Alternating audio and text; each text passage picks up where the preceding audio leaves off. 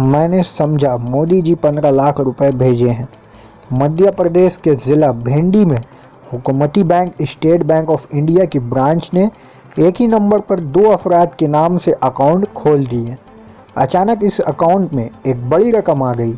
उसने उस रकम को देखकर बहुत खुशी जाहिर की और रकम निकालने लगा, जबकि असल बात यह है कि दोनों अफराद को पता ही नहीं था कि एक अकाउंट 2 अफराद के नाम से रजिस्टर है और एक अकाउंट होल्डर ने इसमें पैसा जमा करवाया तो दूसरे अकाउंट होल्डर ने समझा कि इसके अकाउंट में मोदी जी ने रकम 15 लाख रुपए की किस्त जमा करवाई है।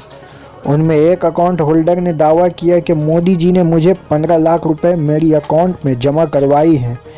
बैंक से शिकायत करने पर पता चला कि आरबीआई की गलती सामने आई।